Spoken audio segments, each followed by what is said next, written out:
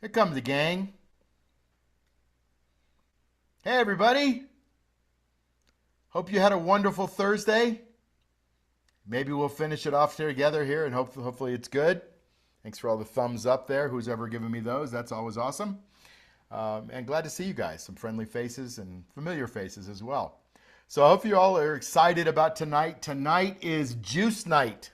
So this is where we talk about income like the whole night. But we're going to get a little bit deeper into that. We're going to talk about the Greeks. So we're going to show you how the Greeks work to help you understand the nuances of some of your strategies, the fortress, the balance point, and the rocket.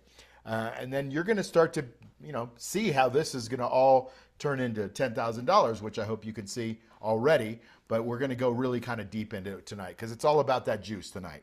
So let me go ahead without further ado and share a couple of screens, some slides, and then we'll have some fun later on during the Q&A if you guys have any Q&A.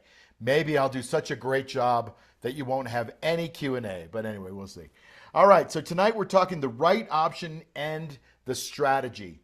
So we want to make sure that we select the right option because, again, this is a game of probabilities, and we're trying to get the right option. How do you select the right option? Well, there's some little things that you can cheat with. Little Greeks, they're called. And I don't go into all the Greeks. Like there's Gamma and other Greeks that we can talk about, Vega. But the ones that you really need to know, because I can't cover everything in 5 days, the ones you really need to know are delta, theta, and then maybe a little bit of implied volatility, although that's already kind of built in to both delta and theta.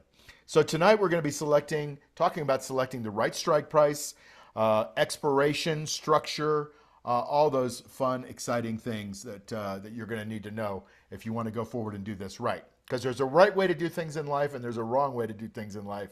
And I'm really trying to give you the right way so that you all come back and you go, hey, that bald guy's pretty cool. He helped me make a bunch of money. That's what I want.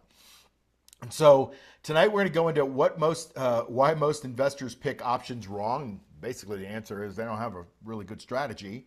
We're going to talk about the Greeks that you actually need, strike selection by strategy, and then expiration decision tree. And then we're going to talk a little bit about Q&A if you have some stocks that you want to look at. We're going to be going deep into a stock tonight. You'll see I got 4 that I've picked out for you to go deep into. I won't have time to do like all the stocks that we did last night, but I will pick a couple, 2 or 3 maybe, in the Q&A and try to go deep into those so you can really kind of get the flow of how I do this. And you can figure out your own way to do it if you don't like my way. But I've been doing my way for a long time, and it's really 3 screens, right? It's the stock screen, the option screen, and the calculation. And you can do the calculation on your phone calculator, right? All right, so tonight is all about the juice. So I always say the juice will set you free because if you focus on that, because this is an income strategy, and you can, kind of just ride the stock. Hopefully it doesn't go down too much, but if you can ride it and just focus on the juice, that will be how you really succeed in this because this is an income strategy, not a capital gain strategy primarily. We do have the rocket that does help you gain a little bit on the upside, but again, it is capped. So I talk about the 4 cornerstones in every course that I put together because I think they're so important. I don't know of anybody else that talks about this stuff, but you got to have the right stock, which we did on Monday, the right market on Tuesday, the right spot on the chart, which we did last night, and you can hopefully see how important it is that you could start to interpret things on the chart. Tonight, we're going to squeeze the juice, and that's the income. We're going to get that income from our tenants, our real estate tenants in our assets that are staying overnight in our assets or over in a month. So most investors pick options incorrectly. So the statement here is picking an option without understanding delta and theta is like driving in the night without headlights. So a lot of people chase juice, okay? And it's a temptation. Look, I get sucked into, right? When there's a stock that's got high implied volatility, IV, it's moving all over the place. And when it moves a lot all over the place, the formula has IV in it. And so the higher the IV, the higher the extrinsic value, and that's the juice. So some people will look at it and go, oh my God, look at how much juice this thing is paying. If I got 1,000 shares of this thing's paying $15. That's 15 grand a week. Holy cow. And they start to go right after that. But they forget that there is a huge amount of volatility with the stock itself. And so then they panic. The stock will go down because it's so volatile. And then they'll be down more than $15 and go, what the heck did I just do? I made $15,000 in the juice, but the stock went down. And now I don't have a strategy for, doing a trade adjustment, for rolling or any of the other stuff. So don't just go for the highest premium. It's cool especially if you can get your stock at the right price and you can get a really good premium, that's great. But the highest premium is not what you're setting this thing up for. It's the most juice you're going to get is right at the top of that of the distribution curve. But man, it's the most dangerous juice you're going to get. So having those strategies, the fortress, the balance point, and the rocket are really going to help you. If you ignore delta and theta because you don't know about them or you don't want to take the time, well, you'll know about them by the end of tonight. So, but that's what most people do is they chase the juice. They don't even know what their deltas and thetas mean for them. And all of a sudden, they get assigned or they're in the money or they've got a synthetic and it's doing a delta flip. And there's all kinds of weird things that happen if you don't know about them. And then if you treat the option chain like a menu, it's not a menu. It's a decision area where you can make the right decision, but you don't just pick the one with the highest juice, right? You got to know the time decay, and we'll talk about some of this stuff, but don't be random about it, okay? I'll give you a little bit of a method on how to do this. And a lot of you probably, excuse me, have already traded options before, so this might be a review. But I'm trying to hit everybody here tonight to make sure that you leave here tonight with a good understanding. So this is a distribution curve, very similar to a standard deviation distribution curve. And at the very apex of this is at the money. So if you've got a $100 stock and you've got a $100 strike price, that's at the money. Anything above that $100 is in the money, out of the money. And the strike price that is below that at the money price is, of course, in the money. So it's kind of obvious, but the more left you move, the more in the money that you move, the more downside protection that you have. So I'm going to focus on that because that fortress strategy is the one that if you've never done an option or if you're fairly new to options, it's really weird because like I say, you have to take your brain out of your head, kind of shake it up, wash it off and put it back in your head because it's a totally different way of thinking. You're going in the money where you think, well, I'm going to get automatically taken out of the stock at the end of the week. You generally don't because you roll or you can let it go out of away from you at the end of the week. But generally, the more that you go to the left of that apex, the more downside protection you have from the intrinsic value, the in the money amount. There's the in the money amount and the out of the money amount, the intrinsic value and the extrinsic value that make up the price of an option. The intrinsic value, the stock determines that. The extrinsic value decays over time. I'll show you that in just a second. So here's what delta, theta, and IV are. So most traders look at Greeks like data, and what we try to do as winners is we use them as decision inputs. So delta is essentially this. It's the rate of change of an option price relative to the movement of the stock. So if you have a stock that goes up $10 and you have a delta of 0.8, your option will go up $8, okay? And if you have a delta of 0.2 and you have a $10 move in the stock, your option won't move $10. It'll only move $2 because it's the percentage of the move. It's also the percentage chance that you're going to get, that it's going to expire in the money. And so, when you've got a stock that's got a 90 delta, you got a 90% chance that it's going to expire in the money. And I'll show you how that works again because I showed it on Monday night, but I'll show it again. How you're going to use it is you're going to choose your delta based on your strategy. Are you trading as a fortress trader because the market's, maybe flat to down? Okay, cool. Then you're going to go for a little bit higher delta. Protect yourself a bit more. Is the market kind of flat like it is kind of right now? Yeah, 45 to 55 delta, not a bad spot. Now, of course, these are just targets. You could be on the either side of them once you get good at this. And then if you want to participate because the market's taken off and whatever, they've cut taxes or the Fed's printing money or whatever it is that's bringing the market to highs, and you see that it's breaking out, well, then you go to those out of the money rocket strategy, lower deltas, but more premium, more chance for it to go up. What is theta? Theta is interesting because theta is the rate of decay. Options, and we're sellers, so we love decay, right? Not decay, but decay. We love it. because the closer an option gets to its strike price, the more we get to keep. So we sell high and buy low later is what we do. So theta is the rate of time decay.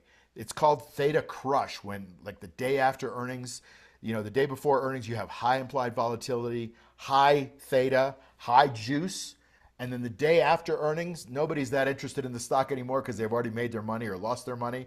And so you see this theta crush, and that's when we as sellers can make a bunch of money. So it's an expiration selection tool, if you want to look at it like that. I don't spend a lot of time on theta, but the next slide is going to show you what theta means.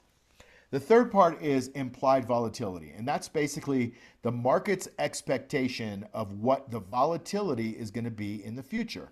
The more volatile your stock, the bigger the swings during the day, the higher the juice, the higher the theta, the higher the chances that you're going to make that higher income. So high implied volatility is great, but it also means the stock moves a lot too, which can be scary if it goes down. If it goes up, you're probably okay. But if it goes down, you want to just be really careful. So the percentile of IV tells you where it is relative to its own range. And this is where it gets wonky. You don't have to even notice that. You're going to see percentages on your screen. I barely use them. But I could tell you that going into APP last week or the week before into earnings, it had implied volatility of 218% for that day or that expiration, the closest expiration. And then the day after, right at like at 10 o'clock in the morning, the implied volatility was down to 100. And then now it's a little bit lower. It still moves a lot, so there's still a lot of IV in it. So what I would really focus on is 80% of your focus goes here on delta, maybe 15% goes on theta, and then you take a peek at implied volatility, right? That's how I would worry, because you don't need to be a student of all these things. But over time, just have your eyes and ears open and you'll see how that they can help you. This is the time decay graph, and it works for any time frame. So if you have an option that you've got 12 days left on it, well, you can use this option, lop off at 0, and that chart is going to look just like that. It's going to decay.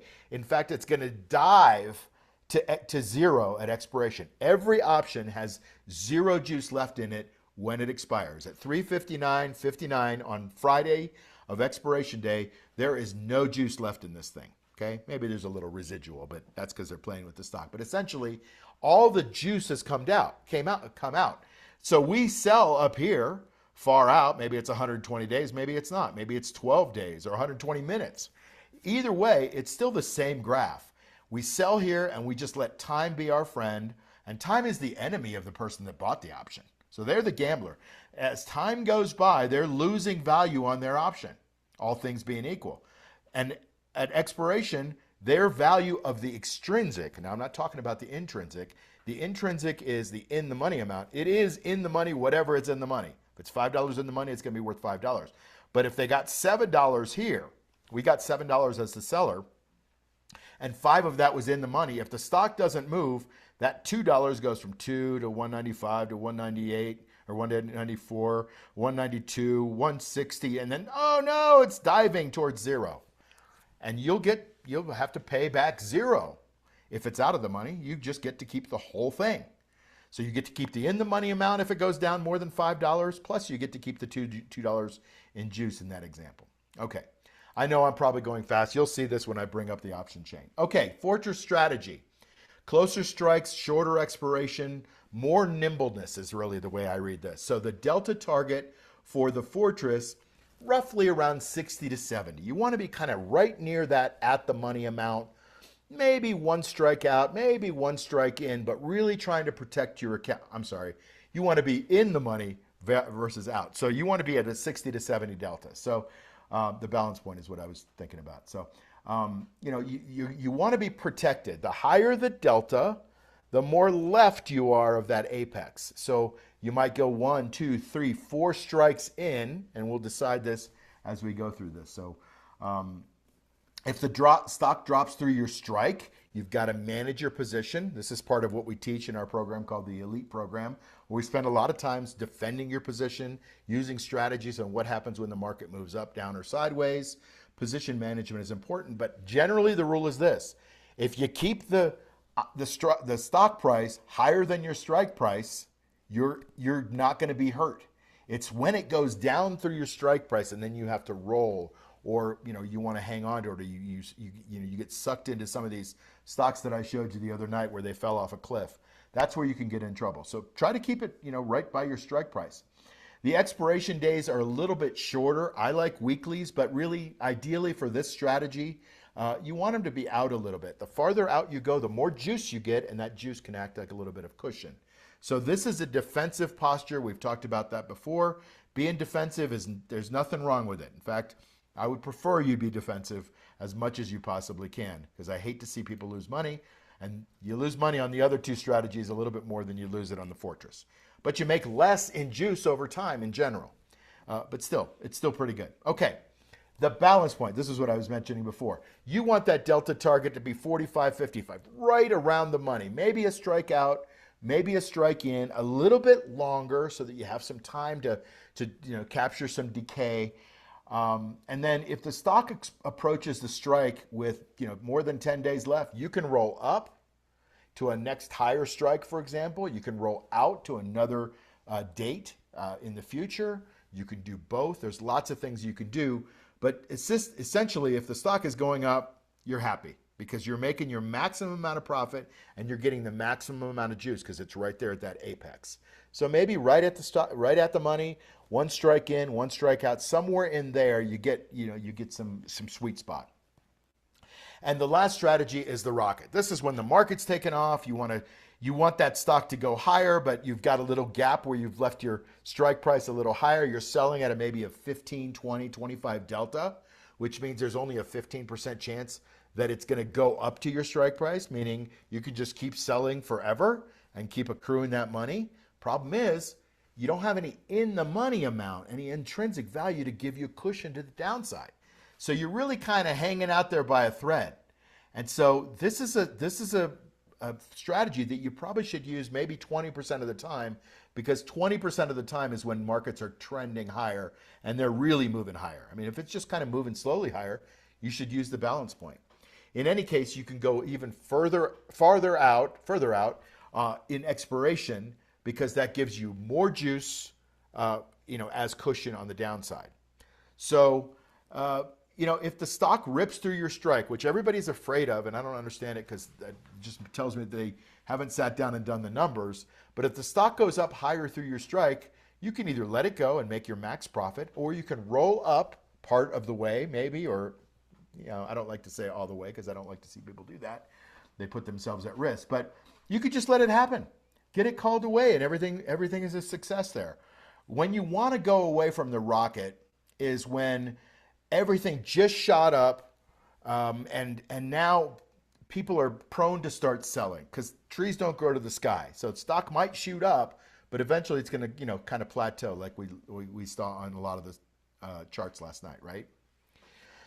Okay, now we're going to get into some numbers. So going through this decision tree, you can see a very short-term tactical play is a 7-day. The middle strategy of the balance point is maybe 30-day, and the expiration, the 45-day on the rocket is kind of where you can point out. You can look at this if you want later, if you want to take a screenshot. But essentially, I just went over all this stuff, and here's your decision tree. So I'll summarize it by saying this: best to use the balance point of the rocket on a 7-day. You can use like the middle one there, the balance point. 30-day expirations are pretty good for most of your positions, and when the rocket is taken off, that's when you expect a good amount of upward momentum, high implied volatility combined with that, and then you get a really good strategy here. So I'm going a little deeper than just buy a stock and sell a call against it, because there's really ideal higher probability times to do it. So I go a little granular on this, but I hope you're grabbing it. Okay, so take a look at this slide and just kind of look at, I'll let you look at it for a second and see what you can see first before I start going into it. I want your brain to work a little bit. I don't want you to just listen. I want you to think just a little bit tonight. Deltas and thetas and crazy stuff.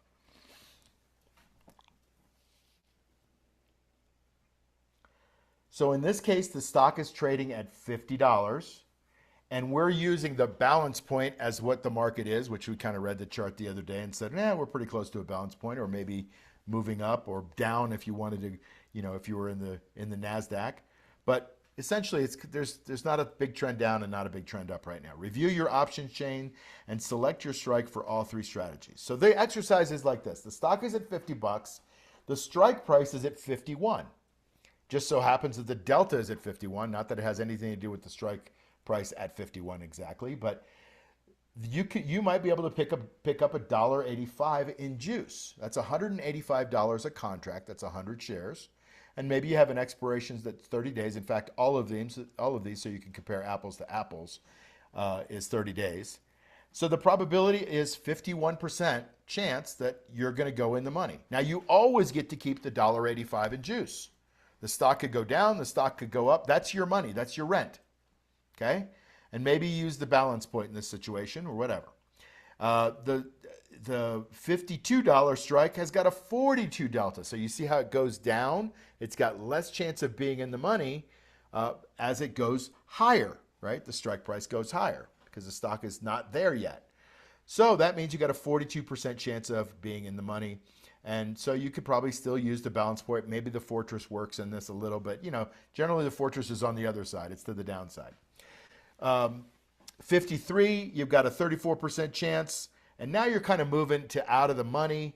And then maybe you got a 28% chance on this 54. And of course, these numbers are just hypothetical. And then the 55 is maybe at a 20% chance, it's too far out of the money. I mean, you're only getting 30 cents. That's only what? $30? 30 cents, $3, $30. So, you got 1,000 shares, you're going to make $300. I don't know if that moves the needle for you or not, but it might be a little too far out of the money on a fairly low implied volatility stock. So this is the way you got to think about it. I mean, I'm going to pull up a bunch of option changes in just a second, and we'll go a lot faster than this. But you can just see that the strike price goes higher and the delta goes lower. Okay? All right. So how do we put this all together? Well, we got our delta target on the fortress of 60 to 70, let's say. Our expirations are a little closer in, and that you might want to go to the 50 or the 52s, probably the 48s. I keep saying that you want to go a little higher because I'm kind of bullish right now, but you probably want to go to the 48s maybe, or the 47s. And then on the balance point, you want to kind of be right around the money. On the rocket, you want to be out of the money. Maybe you're at a 52, 53, 54, and your chance of getting called away is lower, but if it does get called away, you also get the increase in the stock price. So you're probably sitting here after listening to me for 3.5 hours, and I appreciate it, by the way, and you're saying, Mark, this is all great, but I came here to make $10,000. So let's get to that, all right? Let's get to that methodology. I've laid the foundation now for 3.5 days. And maybe it's on top of knowledge that you already have, or maybe it's brand new and you're drinking from a fire hose, but I hope you're getting it because it's not that hard once you get it. Now I'm going to go through 4 stocks and you're going to see the process. Now the process looks easy, but it's because we've done the 3.5 days that it looks easy, right? We know how to read the charts. We know the right stock. We know what the market's like. So now we're going to go right into, hey, today's the day I'm going to trade a stock. How do I do it? And how am I going to make this $10,000 that I keep hearing about? All right, so here's a stock called GE Aerospace. Just so happens that I own it. And it's also got what's called the blue dot that somebody mentioned last night, which means on MarketSmith, it's at the highest relative strength rating since the first stage base, or on this chart. So that means that with a relative strength rating of 84, it's doing better than 83% of the stocks. Now, it's not 99, but it's pretty close. It's 84, it's not bad. And its relative strength is very high. And this line generally leads slightly the stock price. So now we go here and we analyze this and we say, all right, what's going on with GE Aerospace? Well, we got the blue dot. It's been going up very nicely, just riding that 10-week moving average. We have a base here, and then we have a little base on base pattern. We had a little tightness right there. We came back, touched the 50-day moving average, the 10-week, tested it, recovered the next week, And now we've got 3 weeks in a row, and it's right at the pivot today. It's exactly at the pivot. So everything looks pretty good over here. We already analyzed this stock anyway. And so we go, okay, I like it. Now, the market's green. It's the right stock. I like it. So we go over here to the option chain. Now, I've gotten rid of the puts on the option chain. I'm only showing you the calls. You can do both, but the puts are the dark side, so you don't need to worry about puts yet. So GE is trading at 333.23. Okay? And I'm going to use, the balance point strategy. I'd like to go in the money, but I think, with this market, I'm going to go with the balance point strategy. It is breaking out, but it's probably breaking out slowly. I don't know. We're going to go with that because we decided that that's the formula. So you can either go slightly in the money, slightly out of the money, because this thing's right in between. See, this is 333, and the in the money would be 330, and the out of the money would be 340. So I look over here at my juice column, my extrinsic value, and I come down here and I go, wow, okay, 1,000 shares. Whoa. On 1,000 shares, I can end up making, $10,000, $10,690. Okay, but if I go out of the money and this thing goes up another $7, I also get to make another 7,000 because I got 1,000 shares. And so without getting greedy, I'm saying, all right, I'm going to go right here at the balance point. It's right at the money. I get to choose whether I'm making $10,690 or $915 per contract or $9,150. I'm going to choose the $9,150 since it's breaking out. And I want to just give it a little room to the upside to run up $7. That's not very much. I mean, the stock's already up 3.5, 3.6 today. And so that's the number. I'm going to sell the 340s for $915. Now you can see the spread is fairly tight. $905 to $925. It's not like $2 apart or something like that. So when you sell an option, you get the bid, or when you buy an option, you pay the offer or the ask. But generally, you're going to split the difference. So the screen already has done the splitting for me. And so it's telling me that I'm probably going to get a fill here right in between 905 and 925. So that's where I'm going to get the 915. $915 per contract is what I'm looking at. So here are the numbers to remember. 333.23, 340 on the strike, and 915 on the calls.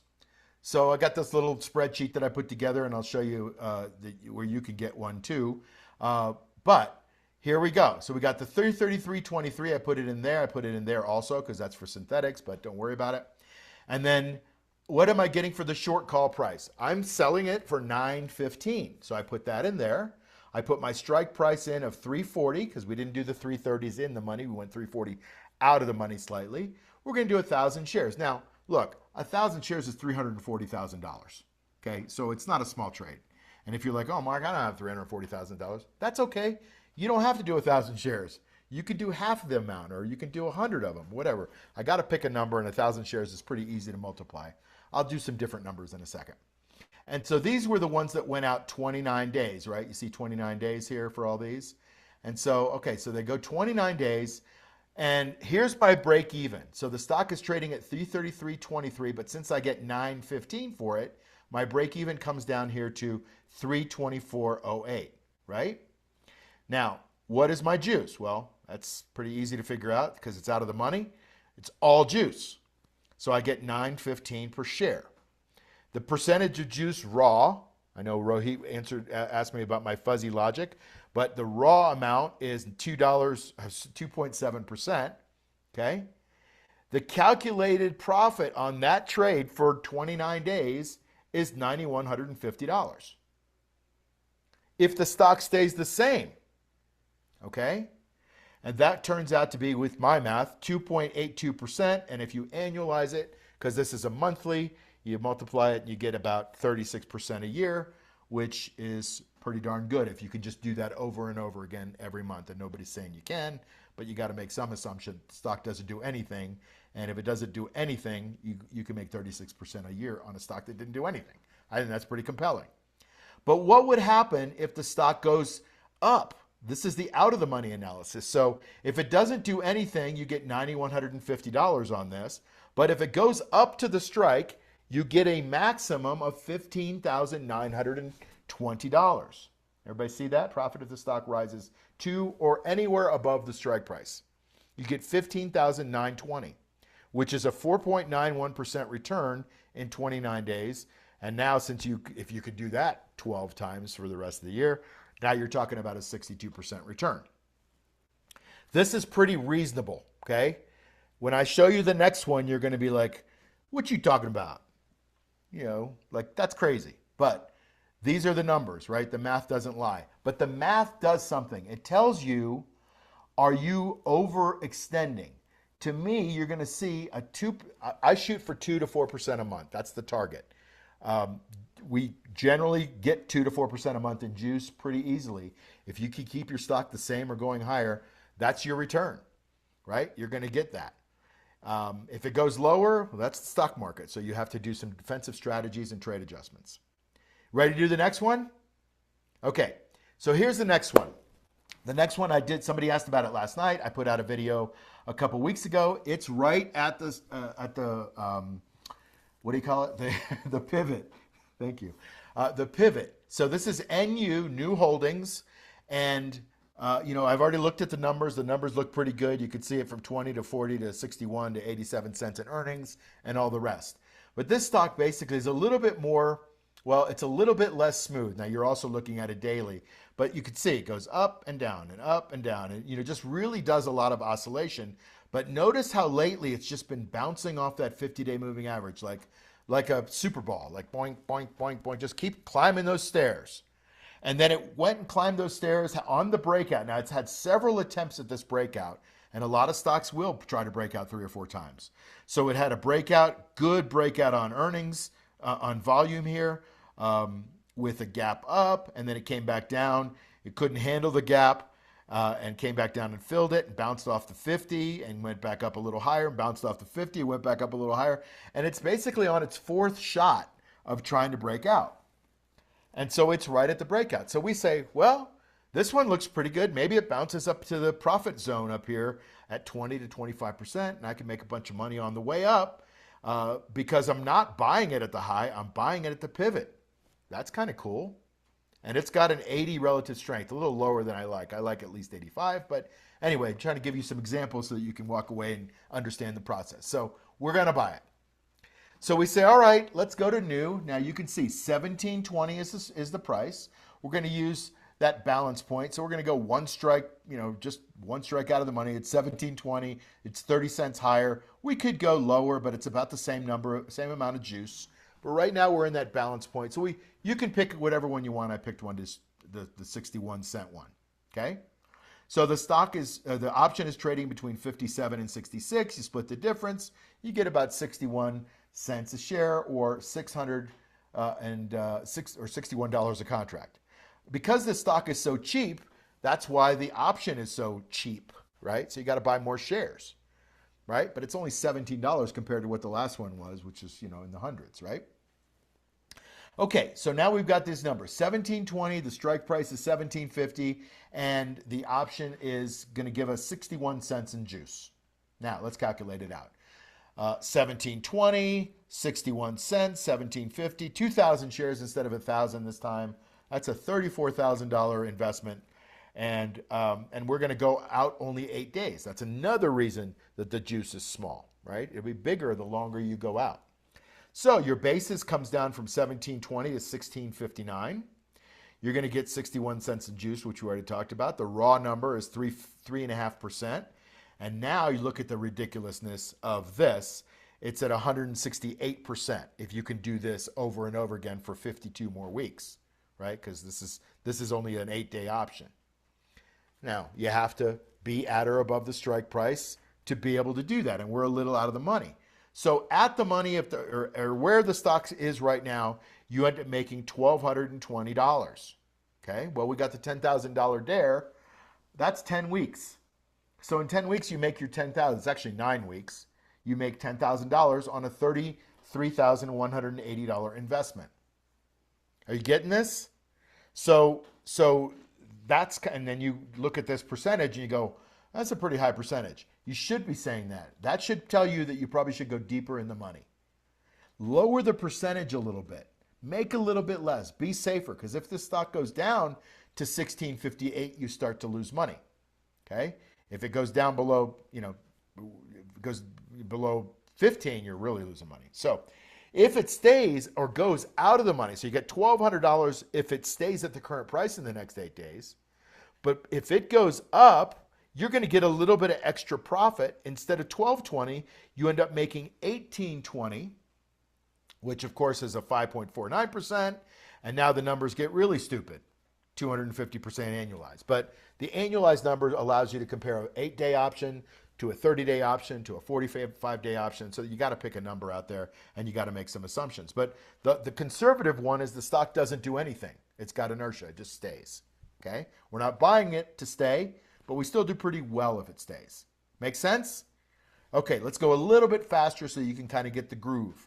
So you find the right stock, you got the right market, you're finding the right spot on the chart. These last two have been the right spot on the chart, and then you're squeezing the juice, and you can see that you've got a strategy to make $1,220 if the stock does nothing. And if you do that 9 weeks in a row, there's your $10,000 dare. Okay? All right, the next one is Tesla. Now, the reason I'm pulling up Tesla is not because it's at the right spot on the chart, because it's not. I'm pulling it up so that you can see how crazy the numbers can get, okay? And when they get crazy, I want you to say, you know what, Mark, that's too crazy. I'm going to be more conservative. I'm going to go deeper in the money. I don't need to make all that money. I'm going to leave some for the other people, because everybody else needs to make some money too. Leave some for everybody else. Don't hog it all. All right, so you can see Tesla is not really at the right spot on the chart. It's in a downtrend, all that stuff, right? So let's keep going. Let's go. All right, let's say we want to buy it anyway because we're stubborn and we like Elon Musk and we like robo-taxis. And we know that as soon as they roll 20 robo-taxis out, the stock's going to go up $100, we think, right? So we go to Tesla and we see it's at 409.69. And we say, all right, well, I don't need to make all that kind of money, but look at how much juice there is for 8 days going, how many strikes in the money? 1, 2, 3, 4, 5 strikes in the money. You can still make $673 per contract for 8 days. Now, it's an expensive stock, but here's the implied volatility. The implied volatility on Tesla is not that high relative to what Tesla is. Let me just go back and show you the implied volatility on NU, 77. Implied volatility on GE is only 34. That's why it's not a gigantic, huge number. It's only when you get to these crazy ones like Tesla, where you've got pretty high implied volatility, although it's lower than it normally is. When it gets closer to numbers, this creeps up into the 70s, 80s, 90s, depending on what people think. But we're going to go with these. I'm just going to go with the 400s. The stock's at 409. 409.69. The 400 strike is paying $673. Now, there's a difference on this screen than there was on the other two because this one's in the money. So how much are you going to get when you sell this? Well, you'll get between $16.35 and $16.50. That's pretty tight, so that's good. But why are you getting $1,635 per contract, but the juice is only $673? Well, the difference, about $10, is the in the money amount. It's actually $9.69 because this is the 400. So anything over that is in the money amount. That's cushion. Okay? I'll show you what the numbers look like on the next screen. But you're still going to sell it at $16.35-ish and pick up $673 in juice. And you're going for the juice. You could get the $1,030 per contract, but we're going to be a little safer and go for the $673 a contract and have a little cushion to the downside. So 409.69, short call price is 16.35. The strike price is 400. We're going to only do 400 shares because it's a $400 stock and it's a lot of money, right? So we say, okay, we're going to invest 157,000 in this position. We're going to do this one for 8 days on 400 shares. Our break even is now, instead of 409.69, our break even goes down 393.34 before we start to lose money. Okay? As long as it stays above that, we make money. We want it to go above the strike price, which is 400, and it's already $9.69 above that. Okay, this will mess with your brain a little bit if you're not used to doing in the monies.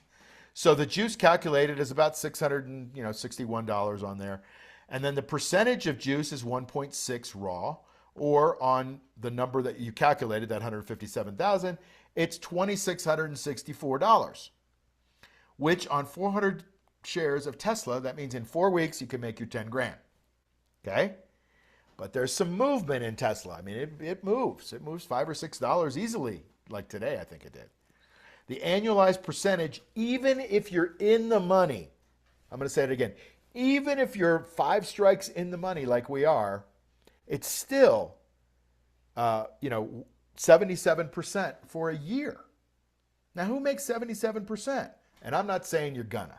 I'm saying if this gets annualized and stays above the strike price, and you do this every single week and the same thing happens, you're going to make 77%. But you're going to make the juice no matter what. Nobody can take the juice away from you. The juice is yours as soon as you sell it.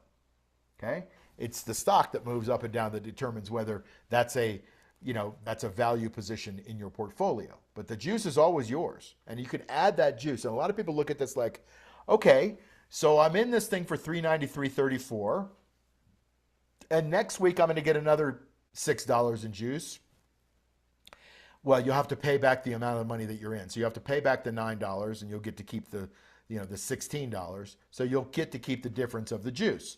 But every week, if your position goes down by $6.61, eventually you're trading on a free stock. And your ROI, of course, is ridiculous. So if you can just hang in there, and that's why I always talk about this as a long-term prospect, then you can let you whittle down the price of your shares and decrease the break even of the basis. Okay? All right, here's another one. Somebody brought this one up last night. I thought it was interesting because this is usually a very, very boring stock, and I'm not saying it's not boring, but it's at the right spot on the chart, and it's Pepsi. Now, they don't have the fundamentals that we look for, the 20% growth and all that kind of stuff. They're quite a bit lower. They got good return on equity. They got a lot of debt, though. So, but maybe you love Pepsi. At a restaurant, you won't get the Coke. You'll just only get the Pepsi. I don't know anybody like that, but maybe you are. And so you say, you know what? I'm going to buy it because it's right here at the right spot on the chart, and I like the numbers, and I like drinking Pepsi, and whatever. And you justify it in your mind. Now, I'm not saying you should do this, but sometimes people are going to do that. And so let's say you chose Pepsi, and it's at the right spot on the chart, and you think it's going higher. Great. Stock is $163.80. And you say, well, we're using the balance point. And so you go to the 165, so it's kind of right in between. So you can round up or you can round down if you want. But if you round up on these 30-day, 29-day calls, you get $315 a contract. Okay, so you remember $315 out of the money, so it's all juice. There's no in the money amount. And then so we'll put that in there. And we'll put all of our numbers in there, 1,000 shares, just to keep the numbers easy. It's $160,000 invested down here. You see that? And then your percentage juice is right in the sweet spot. It's 1.9%. Again, I like to shoot for 2 to 4% in juice every month. That's the target for me. And this one kind of is at the lower end of the target, but it's in there, 1.9. It's pretty close. I'll let it fudge a little bit. And so you can end up making 1.96% on this calculated number, which annualized is 25%. Now, that sounds really low compared to some of the stocks that we just talked about, right, with the annualized number. And that's because Pepsi has an implied volatility of 25. So it's got a very low amount of movement. You can see that, you wish you could see it more, but, generally this has been pretty flat. It doesn't move a lot. Now it's breaking out, so it looks like it's moving a lot for some reason.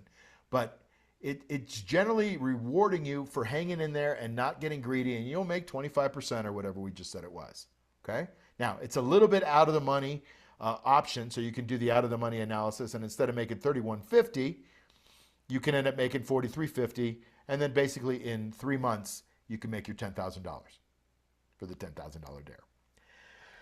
Okay, you kind of get the flavor of how I do this. Is I look at the stock, I decide if that's the stock I want to buy, if we're in the right market, at the right spot on the chart, all those things. When those things line up, then I pull the trigger. And I go, okay, now what strategy am I using? Oh, it's simple. Well, the market's not going up, down, or sideways. It's green, but it's kind of flat. I'm going to go with the balance point strategy. You know, there's nothing wrong with any of them. There's drawbacks and benefits to all of them. The deeper you go in the money in the fortress, the more protection you have, but the less juice you get. The deeper you go, the farther you go out of the money, the less juice you get also, but you have upside potential. You just don't have any downside protection. And if you go to the balance point, you get the most juice over time, because that's where they pay the most juice, is at the money. But you're subject to the ups and downs of the market pretty much there. Okay? So we just built this, and this is the first time I actually ever telling anybody in public, but I'm announcing that we have this thing called the Option Scout, which basically is a better looking way of doing what I just did and calculating your returns. It's on our website. You can go to cashflowmachine.net/scout, and you can put in, your conservative, growth, aggressive, and put in your ticker, and it'll pull up the price when you hit fetch price and all the stuff that we just did, and it'll give you a nice little return matrix and show you exactly what I just showed you on that spreadsheet, but it's a lot prettier because my website guy built it. So take a look at that tomorrow or whenever you want to, but it's cashflowmachine.net/scout, because it's an option scout, and then you can start doing all your calculation. I think you have to put your email in there to do it. But anyway, letting you know about it if you want to use that as a calculator, or you can do your own calculator or whatever. It's not that hard to do. You just take your stock, you subtract how much you got back from the option, and then strip out how much the juice is and divide it by your basis, and there you go. So this is tomorrow, but what I want to do is kind of take a break. If anybody would like to analyze one of the stocks that you're looking at, we've got some time. I figured the more we do this, the more you see it, the more you can see the potential, and the more I can tell you not to get greedy, because this is really easy to get greedy here, and I want you to not get greedy. Remember that I said that. So if anybody has a question, or if you'd like me to do kind of the same analysis that I just did, I'd like to do 2 or 3 at least tonight on your stock. So if you have something that you're dying to know if it's the right thing to do, or if it's got the right returns, or how you can make $10,000 on it, and I'm all ears. So we have 2 questions from Rohit, and then there's a bunch of other questions that just came in, so I guess analyzing stocks. So let me go through Rohit's questions and then see if you want to answer them, or if we move on and we'll look at analyzing stocks. Sounds so good. He says, if you sell out of the money rocket, is there any way to protect your downside if the stock falls after you enter the trade? Question, how do you protect yourself if you sell out of the money, then your trade goes against you? And what do you do if your stock falls so far that you can no longer generate any premium next month selling out of the money at your basis? Okay, let me take those all together. So by selling the rocket, you're making a conscious decision that you're not going to have any protection amount to the downside, except for the juice. So if you go out of the money and you're getting $2 instead of being at the money on $5 and getting $5, well, you could have gotten more, and that would have been more downside protection. And if you went in the money and maybe you got $10 of in the money amount and $2 of juice, then you got $12 of protection. So you're making a conscious decision that you're cool with the thing going down. And the rocket strategy, frankly, if I have to just be honest about it, I'll say the fortress strategy is the protection strategy. It's your protector. And your rocket strategy is your greedy strategy. So if you're going to get greedy, you've got to understand that there's a downside risk. So sell either balance point at the money and get more downside protection from the juice, or sell in the money and get more downside protection from the intrinsic value. I think the second question was, is there another way to protect yourself on the downside? Yeah, you could buy a put. We can get into all that stuff, but puts are usually very expensive insurance. They make money if the thing goes way down. For me, it's tough to make money just on a collar. It's called a collar when you buy a put, and you just buy an insurance policy on if it goes down. What was the third part of the question, Heather? The third part was, what do you do if the stock falls so far that you can no longer generate premium? So that point is so critical that we have to have a circuit breaker. And if it falls so far and you didn't get out, shame on you, because I've been telling you every night, build a circuit breaker into your trading plan. Whether it's 7%, it's got to be at least something like a 7% drop from your entry price, or the 821 crossover. And if you let it go down because you're doing the it'll come back that every investor does, then you should have gone back and gotten out of it. You can always get back in or get into another stock, but don't let your stock drop. This is a juice game, but you also have to play defense to the downside because that's where your big risk is. So make your juice on your stocks while they're going up, down, up and sideways, but on the way down, if they go too far down, get out of them. Cool. Next question, and Rohit, I'll come back to because there's a lot of questions that came up, so I'll come back to your second question after. So Larry's asking, he says, you talked about the option expiry time for each strategy. For each strategy, what in your experience has been the average time in a position before you exit and the range from the shortest to the longest time? So I was in Tesla for 4 years. And I made a ton of money on the way up. And then because I didn't have a circuit breaker, I gave back a ton of money on the way down, which is why I just harp on this. Because if you can just borrow my experience and make sure you have a circuit breaker, you won't do that. So, all right, that's the long side. There's times where I'm in a stock for 2 weeks, a week. When I get in, my goal is to stay in for a long time, but things change, and so I get out. And I like weeklies, frankly, but weeklies are a lot of homework. They're a lot of work, right? And because they're weeklies, you don't get the amount of juice that's going to give you cushion to the downside that you would get to a 45-day option, right? And I can pull this up in a minute when I answer another question, but remind me, somebody, to pull it up 45 days out versus 7, and you'll see how much more cushion you get just from the juice. So I kind of think I talked around that question pretty well. Cool. Next question from Eric. How much do you allocate in any one position? Oh, this is a good question. So I'm a believer, like Warren Buffett, that you concentrate within a portfolio. So a lot of people like to buy S&P 500 and VU and the QQQ, and now they got exposure to 3,000 stocks. Well, to me, that means you got exposure to 2,900 lousy stocks and 100 good ones. So I'd rather pick stocks that are the right thing. And I know Lisa the other day asked a question about ETFs, and you can do really well doing ETFs and covered calls on ETFs for sure. But my belief is, and I got this from William O'Neill, he says if you have like $500,000 to $1 million, you should have like 2 or 3 stocks. If you got like 1 to 2 million, maybe you have 3 or 4, and then 2.5 to 5 million, you might have 4 or 5 stocks, because that's really all you can handle. Right? You've got to know what's going on with the company, watching the chart, when they do the dividend, when they do their earnings, when they have news. 5 companies, that's times 5, right? That's a lot of work. And my goal is to make this so it's 20 minutes to an hour a week, not to make it so that you're sitting in front of a computer. Golf and the spa are 2 great places to be other than sitting in front of the computer. So that's what I'm trying to do for you. So that's kind of my philosophy on that. Is I would say if you got $100,000, you might be in 1 stock, maybe 2, maybe 3, because you feel that you need to be diversified. And if you're going to diversify, then diversify into 3 different areas. Maybe a little bit of healthcare, a little bit of tech, and maybe some, Pepsi, for example, right? Something like that. So that you've got some smoothness. All right, Eric, thanks. Cool. Next one. Cool. So we have a couple of people requesting stocks. So I Sure. have, 5, 6 stocks so far.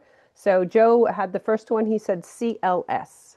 Now, is it just looking at the stock or doing a whole analysis like I just did, Joe? He didn't say he Give me because you a had. thumbs up, Joe, if it's just the stock. Okay, I'll do a full analysis then. All right, so we're going to go here. It's going to just take me a little bit longer.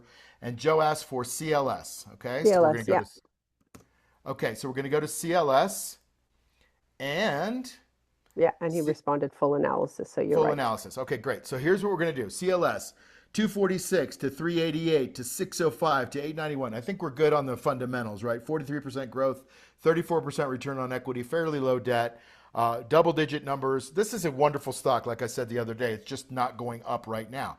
Let's look at it on a daily and decide if we want to buy it. Well, we're going to assume that you want to buy it, and we're going to assume that you want to buy it here, but the right spot on the chart is either early entry right about here at 345, or traditional entry at 363.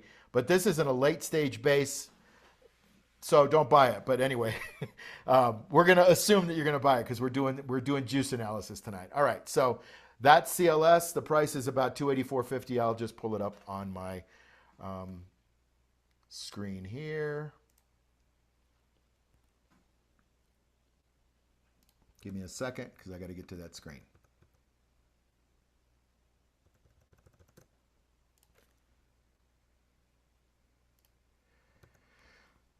Too many things open. Anybody ever have too many tabs open?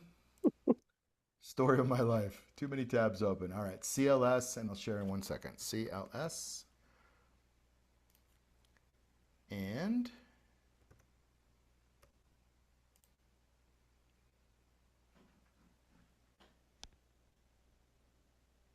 come on, man. Okay, there it is.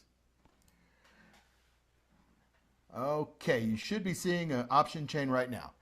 So we got CLS trading at 291.66, and I'm just going to pick out a 30-day option price, but I will look at the 45 days just so you could. No, let's look at all three. Let's look at an 8-day.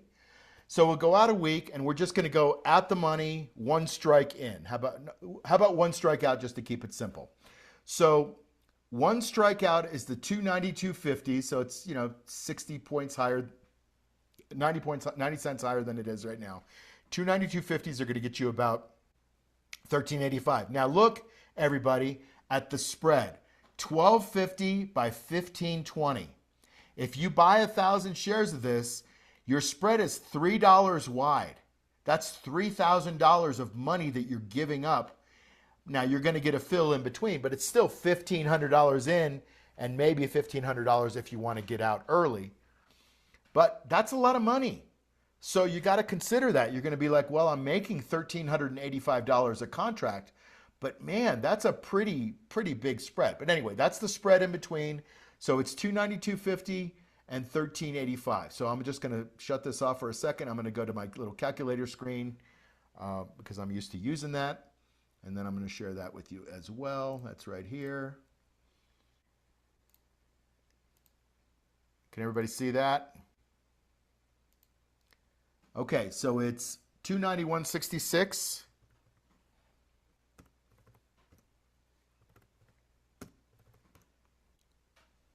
The short call price is $13.85.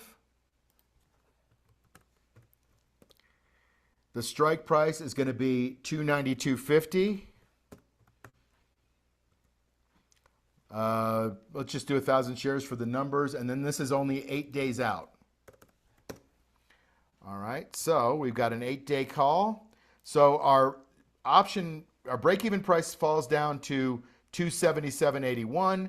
It's a 4.7% return in juice.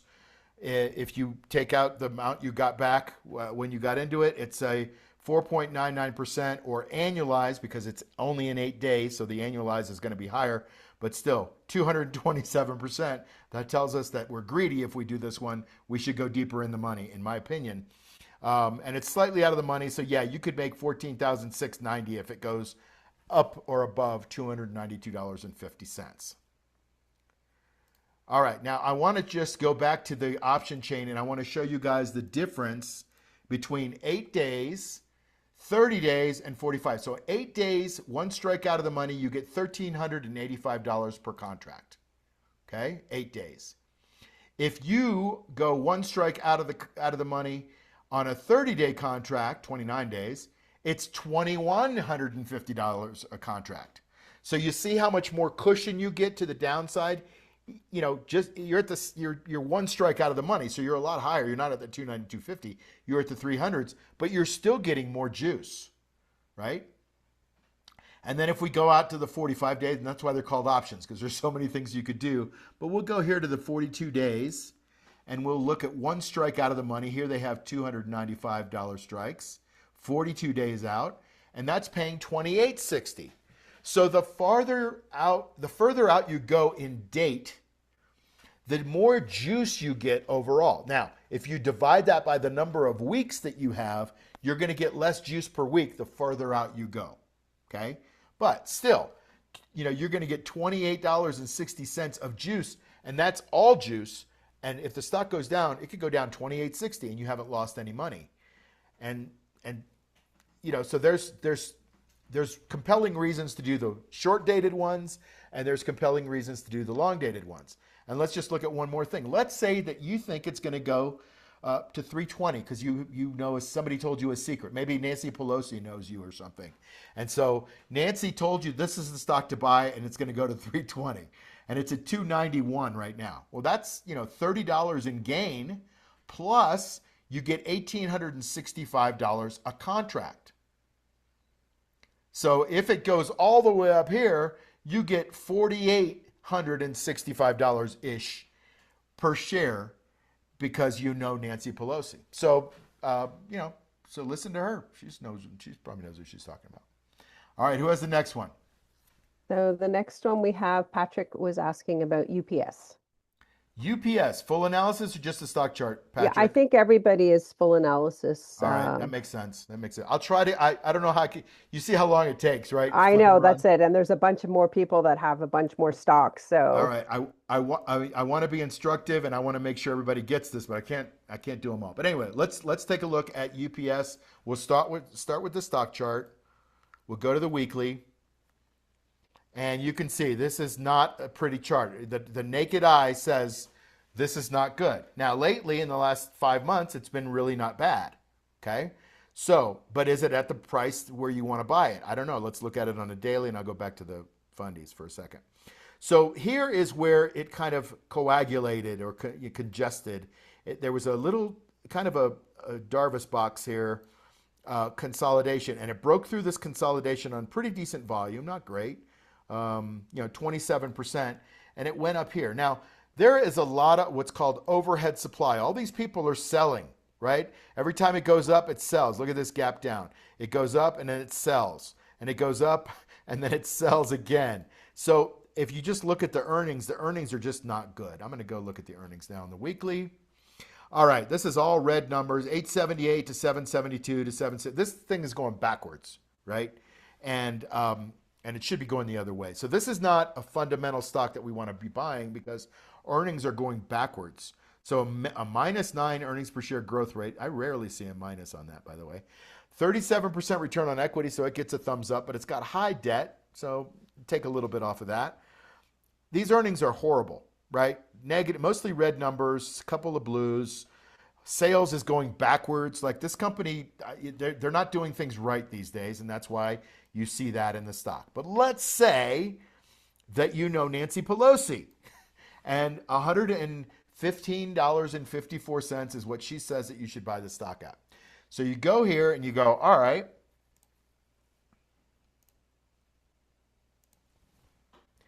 and it was UPS, put in your thing. We're going to go out 29 days because that's a month. And we got the balance point strategy, and that's kind of the edge of the area that you want to be in, but it's fine, whatever. You can do whatever you want. But got to pick something.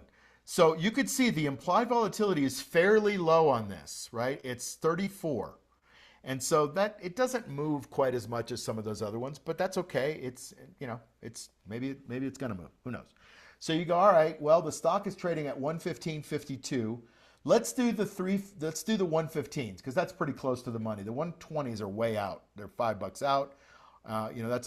That's probably like 4% out on a stock. So let's just go right here and we say, all right, that's going to pay us $357 in juice.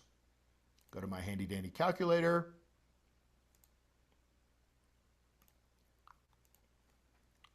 And we'll just put in our numbers. So our numbers are 115.52.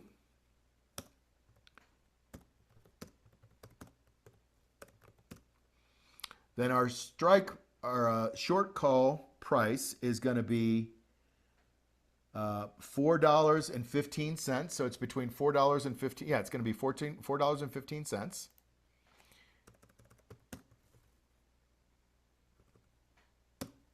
The strike price is going to be, I know you guys can't see this now, but the strike price is going to be 115. we can see it. Okay. And let's just say 1,000 shares and 29 days. Okay, so now you've got a break-even price of 111.37. The juice calculated is 363. 415 is the price you get, but you're getting a little in the money amount because it's, it's 52 cents in the money.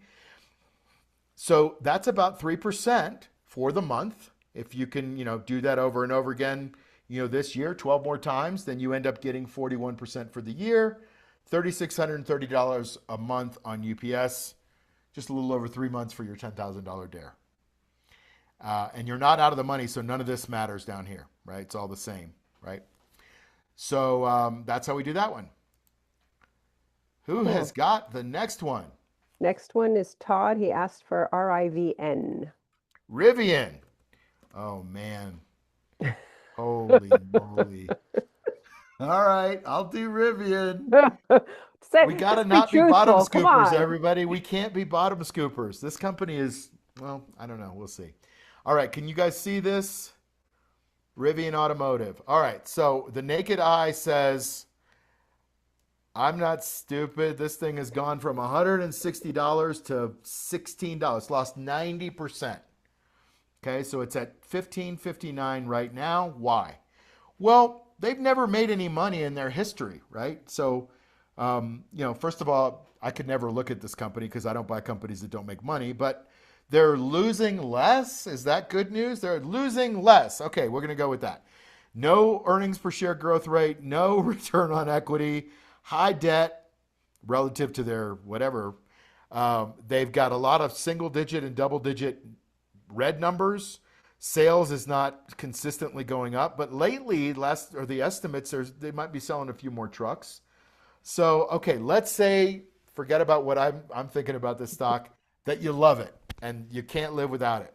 It's at $15.59. Let's take a look at the option chain. All right, RIVN. All right, and we're going to go out 29 days on Rivian. Now, look at Rivian's implied volatility 29 days out. 72%. This is more than double of what we just looked at on that other company, right? More than double. All right, so we say, well, the stock is trading right now $15.58. We're going to be safe. I don't know if we can be safe, but we're going to be safe on this Rivian at 15. And we could either go to 15 or 16 using the balance point. Let's go to 15.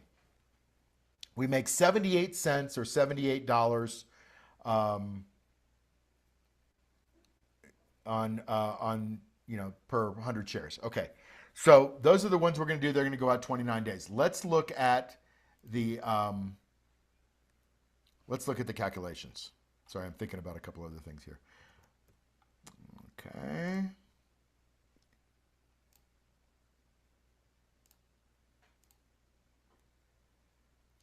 Okay, we've got a stock price at $15.58. Whoops. Let's try that again. We got a stock price at 15.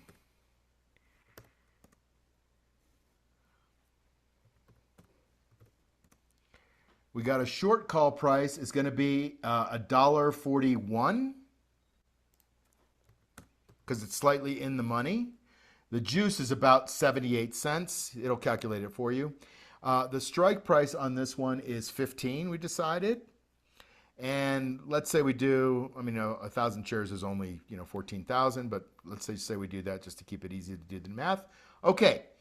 If you love Rivian and you buy it and you get 83 cents in juice, you end up making 5.3% for the month, which is, annualized 74% for the year. So, you're probably going to, if you're really convicted about this stock, you might want to get 10,000 shares and then you can get $8,300 a month in juice.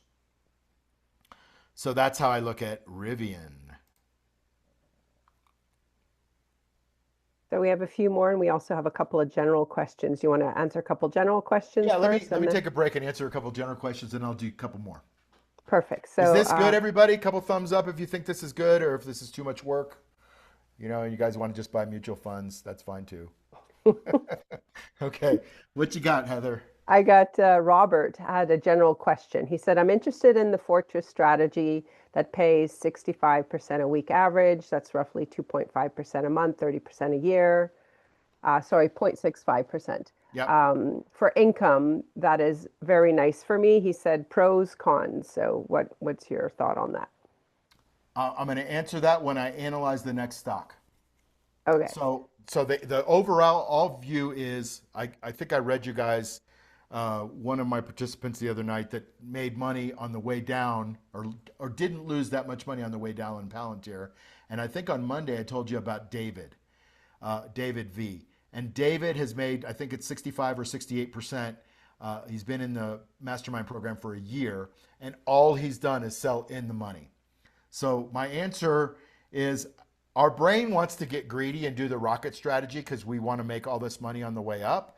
And look, I'm as optimistic as anybody. I'm trying to find stocks that have, you know, growing numbers and positive sales and positive earnings per share and good word. I mean, I want the stock to move up, right? I don't like stocks like Rivian that don't make money. I just think eventually when things go bad, then they run out of money. Um, but if you're going to be in the stock market, you have to know that we have crashes every 3 to 5 years, and when those happen, if you're not positioned properly for them, it's going to hurt. And I know the hurt. I've been, I've been doing this 50 years. Not quite, but enough. But I've been doing almost 50 years. And like, I've been through this where the markets go down and they don't recover for, a year. And you sit there and you go, what a dope. Why didn't I sell? Why didn't I do my circuit breaker? Why didn't I sell in the money? And I'm just trying to like do the Spock mind meld thing with you and impart my pain on it so you don't have to have real pain. You just have my pain that you can borrow. So that's my answer to Robert's question is be in the money, use the Fortress strategy, give up a little bit of upside. And I'm going to do the Fortress strategy on the next stock that I talk about. Okay, another a quick question from Rob. He said, I've recently heard about the term wash, but haven't looked into it enough. Can you explain it? I think you might be talking about the new Fed chairman, Warsh. Just kidding. Um, Boom, boom. boom, boom. It's a stock. It's a stock. It's a tax term. It's a wash sale. It's a little beyond the scope of what we're going to talk about tonight. But generally, the IRS doesn't want you to take losses, so they limit you. If you take a loss, you're not allowed to use that, buy that stock back for 31 days. Otherwise, it's considered a wash sale, and the loss is eliminated. So that's the quick and dirty about it. If you want to go deeper, you can ask ChatGPT to kind of give you the answer on the wash sale when it comes to stocks and options. It's a concern, but it's not a concern inside a retirement account or a tax deferred account. Cool. Next quick question, and then we'll jump into another stock. Okay. So Wayne's asking, if you only have three stocks in a portfolio, how does that work with keeping single allocations at 10% of portfolio? Yeah, I mean, there's all kinds of strategies on how many stocks that you can have in a portfolio. Some people like that 10% rule. Some people like to not be able to lose more than 2.5% of your portfolio. And I came from the school of William O'Neill, and I can talk about all the other stuff about having 10 stocks in a portfolio, but I can just tell you, you guys see how much work it is just to do an analysis of a stock. And we've already done the analysis. Now I'm just looking at the chart, the right spot, where we're going to buy it. Then you got to figure out, okay, when are the earnings? What are the earnings going to be? Is there a dividend? I need to be out of the money on the dividend date. Like, if you've got to do that for 10 stocks, pretty much give up the rest of your life because it's a lot of work. And I can tell you, it just gets confusing and annoying to sit around your computer all day when you're piddling around trying to have 10 stocks and you're going to make $500 maximum on 10 stocks if you get them all right. Like, have three good stocks that you have conviction on, that you can watch, that you can understand. You can follow the news. You can do the call options. You can do your rolls every week or every month or whatever. I just believe in concentration in a portfolio. It cuts both ways, and I've experienced both ways. But if you're going to make some money and your stock is breaking out, you're going to be happy that you had a bigger allocation. And it's really, again, up to you. There's lots of different schools of thoughts on risk management. And my risk management is have a circuit breaker, not have 10% because in each position. Because when the market goes down, they all go down too, right? When your market goes down, the S&P 500 is the market. It goes down. So what's the point of diversification in the stock market when everything's going down anyway? You might as well be in the really good stuff that you know. That's my opinion, but you can do it. You can make it a lot of work if you want. All right, let's do a stock. Okay, so Lauren has two stocks. She either has MU or WDC. So maybe pick one of the two since you're doing deep dives on those. I'm gonna go with MU because we looked at WDC last night. I don't believe we did MU. And MU, we did it the other night though, but that's Yeah. okay. So let's take a look. MU is Micron Technology. These two look the same. Let me just look at both of them. It's the same chart basically, right? It doesn't matter if I change it; it's still the same chart. Micron to me has got unbelievable numbers. Like guys, if you're going to buy a stock, you know they lost money in 23, but it's $1.30 to 8 to 33 to 45. Like it's off the charts. That's why the hockey stick is here. And you know, triple digits, double digits, look at triple digit growth. And by the way, Western Digital, I think I told you guys last night maybe, they've sold out all their inventory for the year. And I think Micron's probably going to do the same thing. And I think Seagate's going to do the same thing. And SanDisk is going to do the same thing because of all this AI. Double and triple digit numbers here. Not a thing wrong with Micron. It's not at a buy point. In fact, it's 225% from this buy point way back in here. But let's say that you wanted to buy it, and let's do an analysis for Lauren. And I'm going to do a Fortress analysis for Lauren just to be really safe because this one's going to have a lot of juice. This is an expensive stock, right? Which I like because it's institutionally supported. But it's also, you know, to buy 1,000 shares, it's $455,000. But we're going to look at it and analyze it. All right, so let's go to my other screen. Let me stop sharing here. Go to my Tasty Trade screen, which is a stupid name for a brokerage firm, but okay. Nobody asked me. MU. And let's just go out, since we've been doing 29 days, let's go out a month anyway. And we're going to go deep enough in the money. This is called the percentage method. There's a little bonus stuff here tonight. The percentage method. We're going to go deep enough in the money where we can make 1% a week or 2 to 4% a month. So this is a monthly, so we're going to go deep enough to do that. Now, how do we do that? The stock is trading at 416. We move the decimal place over 2 spots. So we want to make 416 a week-ish. That's 1%. If we double that to $8, we end up making 2% over 2 weeks. If we go 3 times, it's $12. So let's find the spot on the chart in the option chain where we can make about $12, and that'll give us roughly 3% for the month on a stock that's kind of crazy and it could correct, but we like it here and we are going to do that. But we're going to use the Fortress strategy. So we're going to go, when the stock is here at 416, we're going to go down to the 350s. Now check this out, guys. This is really cool. This is a $66 drop, right? $66 drop, and we haven't lost money even if it goes down to 350, because we're going to be at the 350 strike price. Now, how much do we get for the 350 strike price? Well, we get between 77.65 and 80.05. Okay, so let's split the difference. Let's say it's Let's say we get $78, and I'll be very conservative and say we get $78. Is that cool? And 11.56 of that roughly is juice. So we're going to get $78 for this. Let's go to the calculator.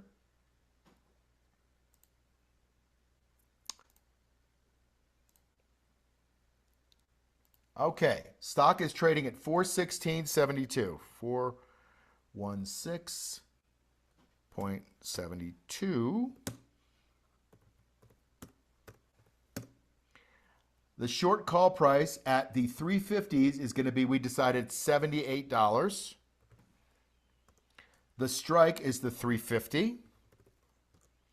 And we're not going to do 10,000 shares. We're just going to do, what do you think? 400 shares? I don't know, maybe Lauren could do 10,000 shares, but let's just go with 400 shares. and this is a 29-day call. Okay, here's the numbers. This stock can drop from $416 to $338 and you haven't lost a penny. That's kind of cool. The juice is 11.28. I told you it was going to be around something like that. The percentage is 2.7%. By the way, the implied volatility on this, according to the stock chart option chain, is 81. So it's on the high side. So the calculated juice on 400 shares for a month is $4,512. That's a $135,000 investment, by the way, 29 days, and it's in the money. So you're going to get the maximum you'll get is 45.12. Now, it's at a 350, and I know I went to a different screen. The delta is a zero point 0.8. What does that mean? It means you have an 80% chance of it expiring in the money, which means you'll always make the juice, but you'll make the max juice at 45.12 and you have an 80% chance of that happening. So the deeper you go into the money, to answer the last question, I think from Robert, the deeper you go in the money, the more chance you have of not losing money in your portfolio. So the fortress strategy, especially on something that's got a lot of juice, is really safe. I mean, you can go down, to 338 and you haven't lost any money. And this one could. But it doesn't, it looks like it's consolidating here. It's not at the right spot on the chart, but it's not at a bad place. It's not like in a downtrend like some of the other ones we've seen. So I think we probably can leave it there, huh? You guys are getting the picture. So what I want you to do, and I'll share another screen here, and that'll be my last slide. How about that? Going into tomorrow, you got a little homework to do. Is you'll see that exercise sent to you in the email, but tomorrow,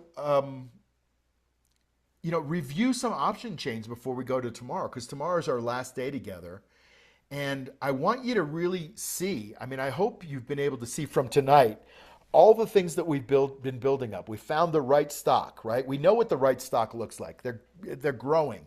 We know what the right market looks like, right? It's green, kind of pushing the upper edges of the all-time highs. We know what the right spot on the chart is because we're all really good chart readers now, right? I hope you looked at some charts today. And then we squeeze the juice, and now you know where to squeeze the juice. Are you going to squeeze it out of the money? Well, yeah. If the market's rocketing up, use the rocket. But if the market's flat, use the balance point or go deep in the money and get a higher comfort feeling that you're going to make that money. Okay, so delta and theta are your primary decision tools. Each strategy has a specific delta that you can use. Now, the more you learn this, the more you realize that it's an art, not a science. But I'm giving you some parameters so that you can trade within that. One formula doesn't fit all the conditions. 30-day expirations are the sweet spot, especially while you're getting started, because they have that, as you saw, the farther you go out, the more juice that you have. Tomorrow will be our last day together, at least for this program. Maybe you could join me on a different one. That'd be awesome. But we're going to put it kind of all together. We've kind of put it all together tonight, but we're going to go over some nuances. We'll do some more live market reads. Because it is Friday, and I always do my market pulse on Friday. So watch that. It comes out on YouTube about 2 o'clock in the afternoon. But we'll talk about the market. We'll do some more real stock analysis. So if I didn't get to you tonight, if you want to do it tomorrow, hang on to that, and we'll do it tomorrow. We'll do another complete position build. We'll talk about whatever the heck you want, and I'll let you go and make $10,000. How about that? And with that, I will say, unless there's another pressing question, I will say that we are near the end of our deal. Heather, is there anything that I have to answer? One question Wayne just asked about, what are the odds of the stock called away if your delta is 0.8 if the stock goes up in price? So the odds are really high on your stock getting assigned if there's very little juice left in it. So that's the real key, is everybody's afraid that their stock is going to get called away, but it's only going to get called away if there's not a lot of juice. If there's juice left in it, the option buyer would rather just go out on the market and sell it because he gets to keep the little bit that's juice that's left in it. If the juice has been squozen down out of that option, How do you spell squozen? Squozen, squozen. If it's been squozen down and there's no juice left in it, he might really want that stock and he'll take it from you. You'll get the money, you'll get the strike price. But what I would recommend is if your juice is squeezed out, then you roll out to the next week or the next month and you just keep doing this if you want to keep the stock, or you let him take it. So, it's not like the end of the world if your stock gets signed. You might have a tax consequence in there, but you're generally going to have something offset it. So, they're called options because you have a lot of choices on what you can do with them. Let them get called away, and you could start on another stock the next week. But the chances are higher. And by the way, as the stock moves towards expiration, the juice declines to zero, which is great for us, but the delta goes up if it's in the money because it's got a much higher chance of going in the money. So the delta is creeping up until it's a 1, which means it's got a 100% chance of getting called away from you if you wait till 3:59:59 on Friday afternoon when it gets expired. So, all right. I hope I know I didn't get to everybody, but I appreciate it, everybody. Thank you so much for being here, your time, your attention, and I can't wait to see you tomorrow, and we'll wrap this thing up. So have a beautiful Thursday night, and I'll catch you at 7 o'clock tomorrow night. Look for our email, and I'll see you later.